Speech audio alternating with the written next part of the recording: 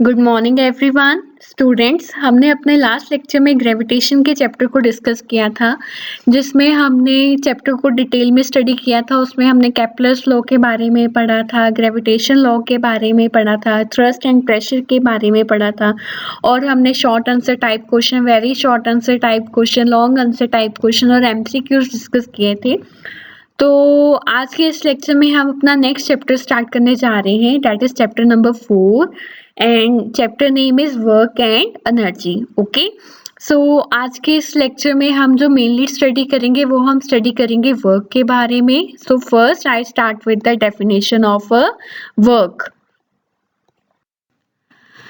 Work क्या होता है, इसे हम डिफाइन कैसे करते हैं? ठीक है, तो देखिए बेटा, work is done when a force acting on a body produce displacement in it. ठीक है, हम तभी बोलेंगे कि वर्क हुआ है जब कोई फोर्स एक बॉडी पे अप्लाई होगी और वो बॉडी अपनी पोजीशन से क्या हो जाएगी, डिस्प्लेस कर हो जाएगी या वो कुछ डिस्टेंस मूव करेगी। ठीक है, एंड वर्क तब भी होगा जब कोई फोर्स उस पे अप्लाई होगी। ठीक है, for example when a boy kick A football. ठीक है, जब बॉय करता है फुटबॉल को, ठीक है, तब हम क्या बोलते हैं कि बॉय ने कुछ वर्क किया है, क्योंकि बॉय ने जब उसको किक किया वो उसने क्या किया, फोर्स अप्लाई किया। ठीक है, एंड जो फुटबॉल था वो अपनी पोजीशन से क्या हो गया, डिस्प्लेस हो गया। ठीक है, वो जो डिस्टेंस उसने कवर किया और जो फोर्स अप्लाई की बॉय ने, वो हमारा क्या था, वर्क डन था। ठीक है, तो वर्क को हम किसके साथ डिनोट करते हैं? वर्क को हम डिनोट करते हैं W के साथ। ओके, नेक्स्ट आप यहाँ पे देखिए, ये जो पर्सन है वो ब्लॉक को मूव कर रहा है। ठीक है, अब ये जो पर्सन यहाँ पे क्या लगा रहा है, फोर्स लगा रहा है। ठीक है, ब्लॉक यहाँ पे था पहले, फिर उसने डिस्टेंस मूव किया, वो नेक्स्ट पोजीशन पे पहुंच गया। इनिशियल पोजीशन से फाइनल पोजीशन तक उसका डिस्टेंस क्या था, D था।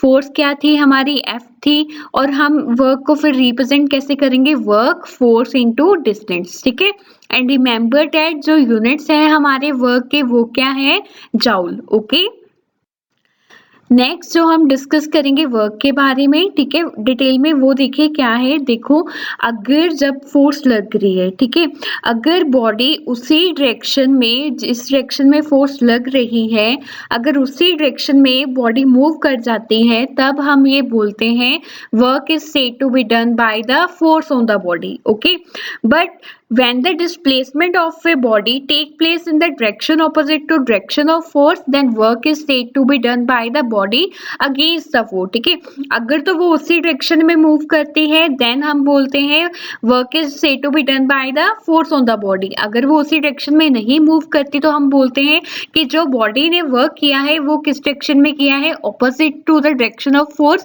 या against the direction of force. Okay, and remember that जो वर्क है वो हमारी क्या है, स्केलर क्वांटिटी है, और एसआई यूनिट हमने पहले भी बात की, एसआई यूनिट वर्क के क्या है, जाउल है। ठीक है, एंड 1 जाउल किसके इक्वल होता है, 1 newton into 1 metre. Okay, it means जब फोर्स 1 न्यूटन एक बॉडी पे अप्लाई होगा तो वो डिस्टेंस कितना मूव करेगा, 1 मीटर मूव करेगा in its own direction. Then हम बोल सकते हैं कि जो हमारा वर्क डन है वो कितना है, 1 जाउल। ओके, क्योंकि देखो वर्क डन क्या होता है, फोर्स इनटू डिस्टेंस, तो फोर्स कितनी लगनी चाहिए यहाँ पे, 1 न्यूटन, एंड डिस्टेंस कितना कवर होना चाहिए यहाँ पे, 1 मीटर। ठीक है, तब भी हम बोलेंगे कि हमारा जो वर्क डन है वो कितना है, 1 जाउल। ओके, नेक्स्ट जो हम डिस्कस करेंगे बेटा, वो हम डिस्कस करेंगे essential conditions for work to be done. वो कौन सी 2 कंडीशंस हैं, वो कौन सी ऐसी एसेंशियल कंडीशंस है जो वर्क डन के लिए जरूरी है। ठीक है, तो सबसे पहले जो हमारे पास कंडीशन है वो क्या है बेटा, कि force should be act on the body. ठीक है, हमारे पास फोर्स का होना बहुत जरूरी है। ठीक है, एंड सेकेंड कंडीशन क्या है, the body should be move in the direction of force and the opposite to the direction of force. देखिए, अगर हम फोर्स अप्लाई कर रहे हैं और बॉडी मूव नहीं कर रही तो वर्क डन नहीं होगा। ठीक है, सेकेंड कंडीशन इसीलिए ये है कि जब भी फोर्स अप्लाई हो बॉडी पे तो बॉडी क्या करे, मूव करे। ठीक है, either in the direction of force और opposite to the direction of force, मतलब जो हमारी बॉडी है उसका डिस्प्लेसमेंट क्या है, मस्ट है। ठीक है, नेक्स्ट जो है हमारे पास वो हम डिस्कस करेंगे factors on which the amount of work depend. ठीक है, तो आपको ये पता लग गया है कि हमारे जो वर्क डन के फैक्टर्स है वो कौन कौन से हैं। ठीक है, तो वर्क डन के फैक्टर कौन कौन से हैं जिस पे वो वर्क डन डिपेंड करता है।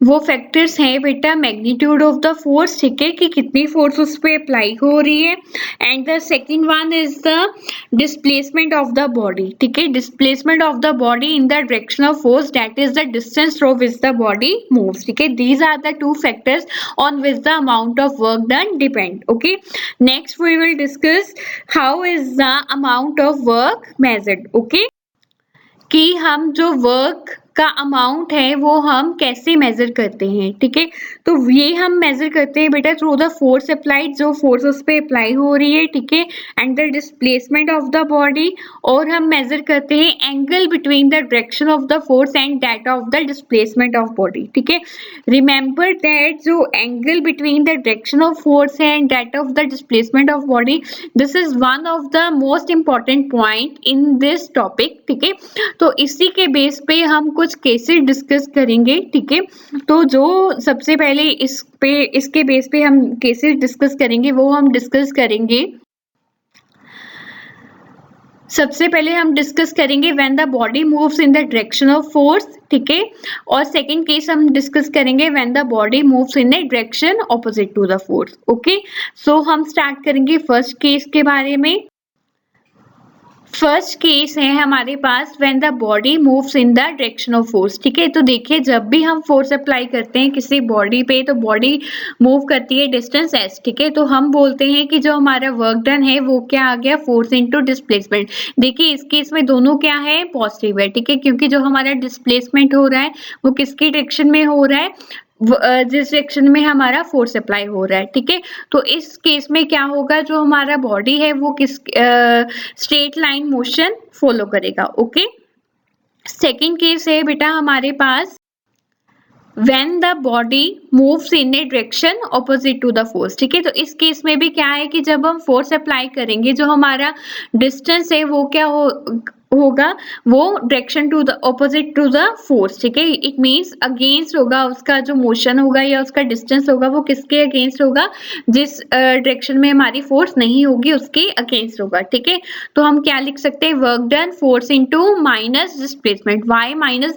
डिस्प्लेसमेंट, हमें पता है जो हमारा डिस्प्लेसमेंट है वो क्या है, वेक्टर क्वांटिटी है। ठीक है, इसका डायरेक्शन होता है, तो बेसिकली इसका डायरेक्शन क्या है, ऑपोजिट टू द फोर्स। तो हम यहाँ पे क्या लगाएंगे, माइनस लगाएंगे, और इसका एक्सप्रेशन क्या आ जाएगा, work done is equal to F into minus S. Okay, तो आज के इस लेक्चर में हमने बेसिकली स्टडी किया वर्क की बेसिक डेफिनेशन के बारे में, उसके एक्सप्रेशन के बारे में, और हमने डिस्कस किया essential condition for work to be done, और हमने डिस्कस किया फैक्टर्स जिसपे हमारा वर्क डन डिपेंड करता है। ठीक है, नेक्स्ट हमने डिस्कस किया था बेटा कि हम अमाउंट ऑफ वर्क डन को कैसे मेजर कर सकते हैं। ठीक है, जिसमें हमने दो केसेस डिस्कस किए, वो हमने डिस्कस किए when the body moves in the direction of the force और when the body moves in the direction opposite to the force. ठीक है, नेक्स्ट लेक्चर में हम जो डिस्कस करेंगे वो हम डिस्कस करेंगे बेटा work done when the force is not along the direction of motion. ठीक है, उसमें हम डिस्कस करेंगे कि